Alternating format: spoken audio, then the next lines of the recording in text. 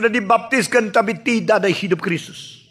Orang yang paling kasihan adalah orang berani mengabarkan Injil tapi sendiri belum mengenal Yesus Kristus. Saudara-saudara, jika engkau sudah jadi pendeta, engkau bisa menghisap ribuan orang dengan khotbahmu, tapi engkau sendiri belum betul-betul mengenal Yesus. Engkau adalah orang yang paling cilaka.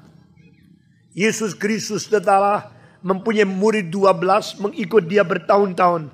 Satu hari di Kaisaria Filipi, Yesus mendadak berhenti jalan dan tanya muridnya, "Siapakah aku? Kau kenal tidak?" Muridnya bilang, "Kita tahu, banyak orang bicara tentang kamu. Kamu adalah Elias. Kamu adalah Yohanes Pembaptis yang sudah dipenggal kepala, sekarang bangkit lagi. Engkau adalah Musa. Engkau adalah Nabi itu. Engkau adalah.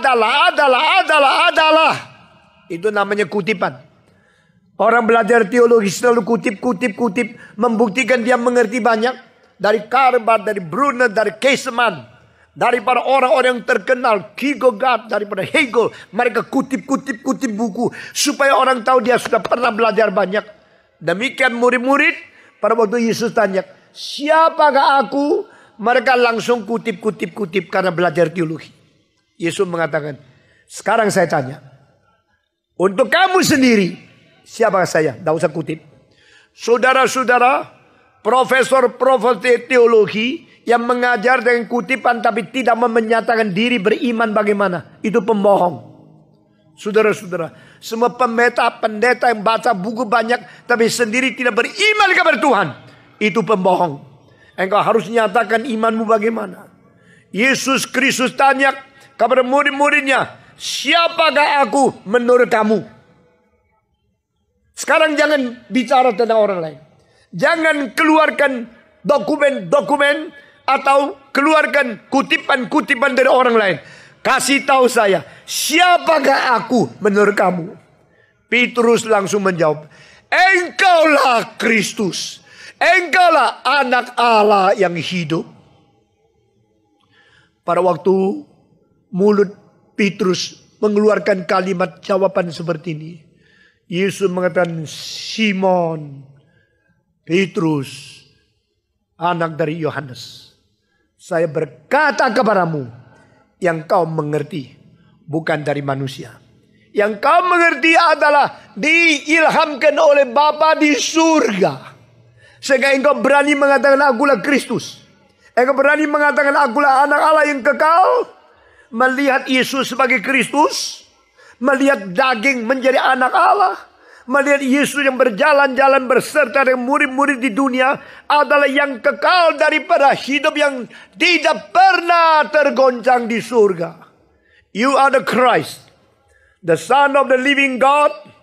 Engkau adalah Kristus. Engkau adalah anak Allah yang hidup. Tuhan Yesus sangat bersuka cita karena dia mengetahui ada murid yang mengenal dia. Saudara-saudara, siapa Yesus menurut kamu? Dia yang menyembuhkan sakit. Dia yang kasih saya uang. Dia Santa Claus yang membagikan hadiah. Cilakalah kamu hanya mengenal Yesus sebagai tabib. Cilakalah kamu hanya mengenal Yesus sebagai pembagi-bagi hadiah. Saudara-saudara, STEMI mengadakan kebaktian tidak kasih hadiah. Kita tidak drop uang. Kita mengajarkan Kristus. Memberitakan Yesus Kristus yang sejati kepada orang-orang.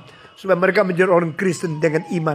Bukan dengan pengharapan mau dapat hadiah, mendapat uang, dapat berkat dan sebagainya. Saudara-saudara, pada waktu Petrus mengatakan, "You are the Christ, the Son of the living God." Yesus berkata, "Berbahagialah engkau Simon bin Yunus. Karena engkau mengetahui siapa saya. Dan sekarang baru saya kasih kamu tahu. Saya adalah anak Allah yang kekal. Tapi saya akan dipaku di atas kayu salib. Saya akan dijual oleh orang berdosa. Saya akan ditangkap. Saya akan dimatikan, dipaku di atas kayu. Saya akan mati. Dan hari ketiga bangkit pula lagi." Pada waktu Yesus mengatakan kalimat ini, Petrus yang baru dipuji langsung mengatakan, "Tidak boleh. Engkau tidak boleh mati. Engkau tidak boleh dipaku. Engkau harus menjadi raja." Karena engkau kalau jadi raja, saya menjadi perdana menteri. Kalau engkau jadi raja, saya menjadi pejabat tinggi. Kalau lu mati, apa itu? Kristus yang mati? Itulah bukan Yesus yang saya mau. Sekarang banyak orang Kristen di Indonesia tidak mau Yesus yang tersalib. Mereka hanya mau Yesus yang menjadi raja, kasih kekayaan kepada dia. Dia maunya Yesus menjadi tabib terus menyembuhkan penyakitnya. Tapi dia tidak mau Yesus yang dipaku di atas kayu salib. Yesus telah mengetahui Petrus mempunyai pengertian yang sejati terhadap dia. You are the Christ. You are the Son of living God. And Yesus berkata, now you know. Yesus tahu. Now I tell you, I will go to die. I will be hung on the cross, crucified. I will die. I will be captured. I will be sold by the sinner. I will be crucified. Aku akan dijual, akan dianiaya, akan dihakimi, akan diadili secara tidak adil. Nah, akhirnya aku akan dipaku di atas salib. Petrus bilang, tidak boleh. Tuhan tidak boleh mati. Tuhan jangan mati. Saya mau Tuhan yang hidup. Saya mau Tuhan yang memberi berkat. Saya mau Tuhan yang berkuasa menyembuhkan. Saya tidak mau Tuhan yang disalib. Setelah Yesus mendengar kalimat dari mulut Paul Petrus, yang tadi jawaban sudah benar, sekarang ternyata tetap salah. Maksudnya apa? Banyak orang mengerti Yesus, mengerti betul, tapi mengerti separuh. Yang kau mau adalah Yesus pemberi berkat, pemberi anugerah, pemberi kekayaan. Engkau tidak mau Yesus yang dimatikan di atas kayu salib, bukan? Maka setelah dipuji Yesus, Petrus langsung mendapat kemarahan Yesus. Nyala engkau setan. Tidak ada kalimat lebih keras dari Yesus kepada muridnya selain kali ini. Yesus pernah menyatakan bahwa Yudas adalah iblis. Tetapi Yesus mengatakan ke Petrus, nyala engkau setan. Mengapakah Petrus jadi setan? Apakah Petrus itu setan? Apakah Petrus yang tadi mengaku Yesus sebagai Kristus, sebagai anak Allah, sekarang kau menjadi setan? Apakah Yesus berubah? Apa Yesus tadi mulai dengan sopan santun, sekarang mulai dengan kemarah-marahan? Pendeta yang suka marah-marah itu ada Roh Kudus? Tidak. Yesus apa maksudnya maki begitu keras, tegur begitu kejam? Nyala engkau setan. Petrus itu setan kah? Bukan. Petrus tetap Petrus. Tapi saat ini setan sedang memakai ajaran salah untuk mengganggu orang Kristen. Dengar kalimat di bawah ini. Banyak pengajar dari setan yang pakai nama Yesus untuk menipu kamu orang. Kamu kira saya perlu Yesus yang menyembuhkan.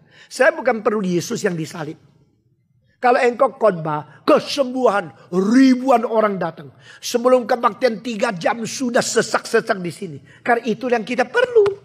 Tapi engkau khotbah tentang Yesus mati, Yesus dipaku di atas kayu. Itu saya tidak suka dengar. Saya tidak senang. Saya tidak suka mau Yesus yang dipaku di atas kayu salib. Itu terlalu kejam dan itu tidak menarik. Saya kasih tahu kepada kamu, orang di Papua. Kalau Stephen Tong mau cari muka, mau cari pendengar yang banyak, gampang. Saya pakai psikologi, pakai teknik pidato, pakai teori-teori yang meluap. Bisa menarik banyak orang datang kepada saya. Tapi saya menjadi orang yang tidak jujur di hadapan Tuhan. Saya harus membatas diri, hanya bicara kebenaran Tuhan. Amin. Saya harus membatas diri. Tidak boleh banyak ngomong hal yang tidak perlu. Katakan setiap kalimat dengan bertanggung jawab. Katakan setiap kalimat sesuai kitab suci. Katakan setiap kalimat yang sesuai iman Kristiani yang paling murni. Untuk membangun iman orang Kristen. Untuk menggugah orang berdosa. Untuk membawa pulang pikiran-pikiran yang sudah keliaran. Itulah kewajiban saya. Saya sudah berjanji kepada Tuhan. Mulut ini sudah dikuduskan. Sudah dipersembahkan oleh Tuhan. Maka mulut ini tidak akan pakai mimbar mengatakan hal-hal yang tidak berguna.